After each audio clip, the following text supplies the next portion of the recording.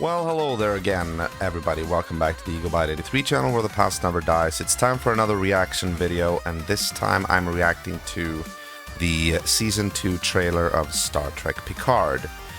And I will say, going into this, I already do know that, and I was rooting for this. I wanted this even during Season 1.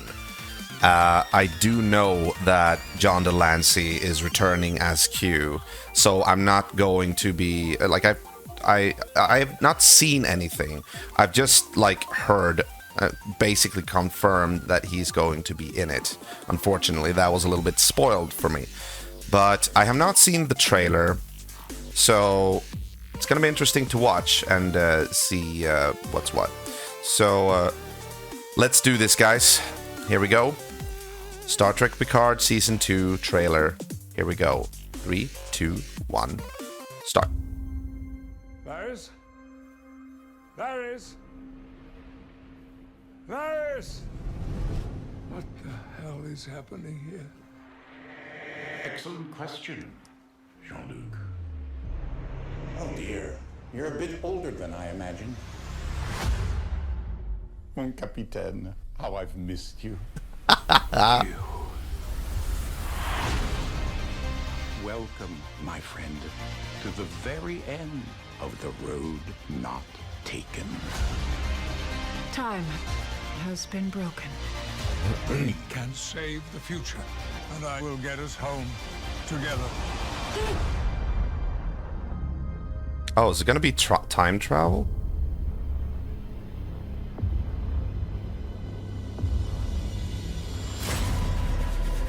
Ooh.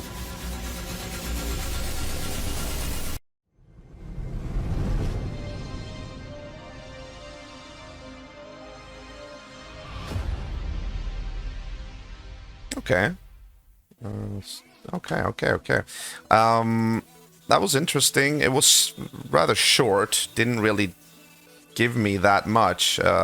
Gave me much less than I thought it would. But it was also fairly short. Pretty much just a little bit over a minute. The big thing, of course, being that Q is returning. Thank God. That had to happen. That must happen, you know. So we got Q, and of course he's older now. John Delancey is older, looking very distinguished still. But I like the fact that he is older, and I think there's only one way they can do it. It's like it's gonna be because he's kind of mocking, kind of sympathetic, 50-50 towards Jean-Luc, like, oh, you're older now, I guess I should look older too. That harkens back even to, like, I remember in DS9 when Q shows up for the first time still wearing the ship uniform, and then he switches to the new uniform, you know, like the swapped color patterns. But it's like, yeah, so I'm really looking forward to watching this, especially John Delancey in action again. He was such a quick-witted character, like, and he was perfect for the role as Q. So I'm wondering what kind of problems are going on now. And they're talking about time travel. Time is broken or something like that. So are they going to send them around time? Are they going to maybe... It would be really cool if they could use like old footage from like TNG and all the other old series and like sort of do a Trouble with Tribbles kind of thing, which DS9, to its credit, did. That would be really cool if they did that. I hope they do something like that. Maybe not having it as the main thing, just maybe sneak it in, you know, or something. I don't know.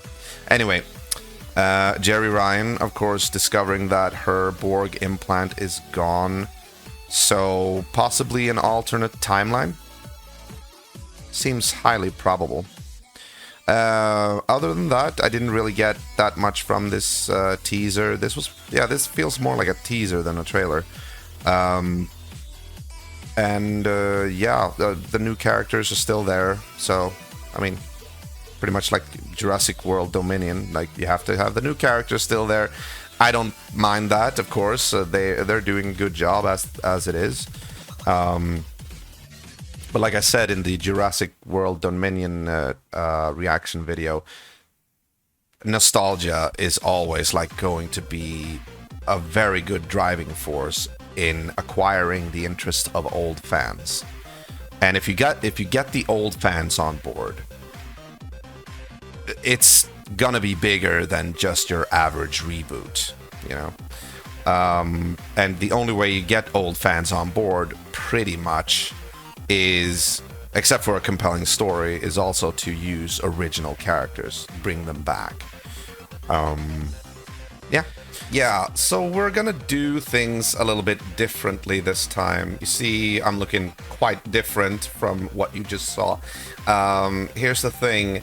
When I did this reaction, the only thing that had been released was that specific trailer. However, what I didn't know at the time was that was just a teaser, not a trailer. And so, as a matter of fact, I'm going to right now watch the genuine trailer, which is a little bit more fleshed out.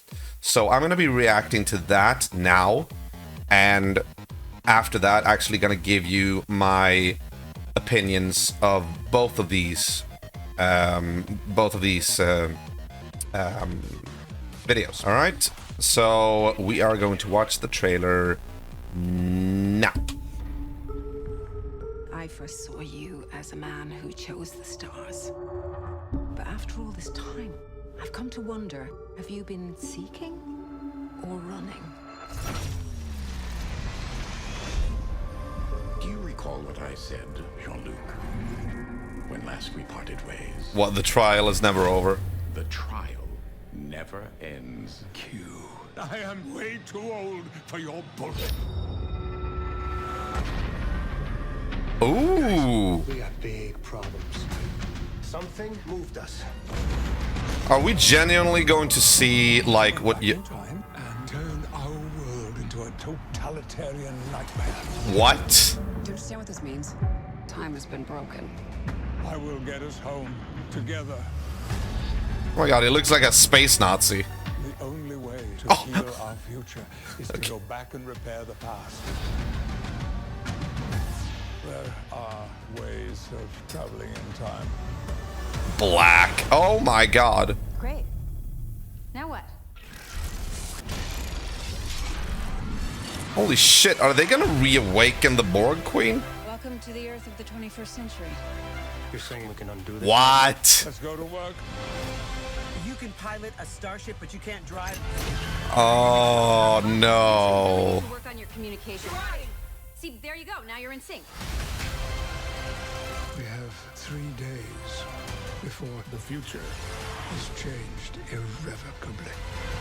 But even in the darkest of circumstances, there is a light. Where are you taking us? Home. February. Alright. Okie dokie. Well, that was the more fleshed out trailer. I think it would have been enough for me to actually see that one. Although it was nice to be introduced to Q in the first one. A little bit more like personally like that. But that was a shorter teaser as well.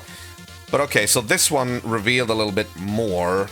And okay, so let me piece everything together here. They are apparently going to be time traveling. I don't have any problems with time travel.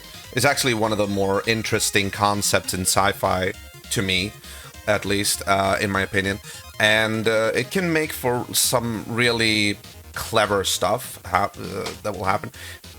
But they're going back in time, and they're going apparently they're going back to to our time. I guess it makes sense because it would save them a lot of money to just have a lot of the story play out in, you know, contemporary time, the contemporary time, but still, it's like, I don't know. That's the first sign that I felt like, okay, wait, are they gonna have, like, you know, stereotypical jokes about, you know, the mismatch of the Star Trek universe and our universe, you know, like, I don't know. I don't know. It will be interesting to see how they pull this off and what it's going to be about.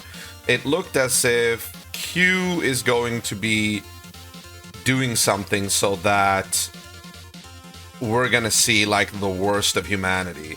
He said, like, welcome to the road not taken in the first one. So I'm thinking,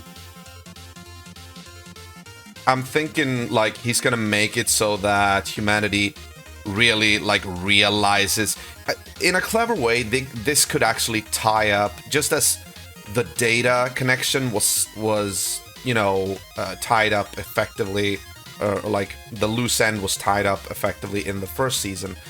This season will tie up the Q loose end, you know, the trial. Maybe this is like the ultimate test for humanity, and we're gonna be judged. We're finally gonna, like, you know, get some kind of verdict from Q, or I don't know. It's gonna be interesting. Like before, I said the season 1, I was curious about it. I wasn't as negatively inclined to, you know, like, there was a lot of backlash from fans with season 1 Star Trek Picard. Like, so many people hated it. I was not one of those people. I wasn't, like, you know, cheering and, you know, praising it, but I was like, okay, you know what, they're trying something new. It's fine. It's not genuinely Star Trek where you have, like, a crew going on the Enterprise. It's not. I've accepted the fact that they've moved on to another type of format, if you could call that. And, you know, it's just a blast to see what happens with all the characters, and they're actually building on the story. They're actually still using the continuity, the same continuity that was used 20 years ago with, like, you know, TNG and DS9 and Voyager and all that. And I enjoy that, and they're doing the best they can. And I, for one, think they're doing good. They're doing, like, it's acceptable to me, at least. Of course, I'm not saying that it's, like, you know, anything better than, you know, like, the original content, like with the original Star Trek shows, because those stand on their own. It was like a different thing back then, and today, yeah, times change. Like, it's just, even when they're actually trying to do the same with Star Trek Discovery, which I haven't really seen that all that much. I think I've seen, like, halfway through season 1. But even when they're trying to do kind of sort of the same format, it still is a completely different thing now. They can't go back to, you know, like, the episodical story arcs, and it's impossible now. You can't backtrack. So let the original series stand on their own, and then accept these new things for what they are. That's at least my philosophy. So going along that premise, or that mentality, I should say, I have yet to be as disappointed as many a fanboy out there.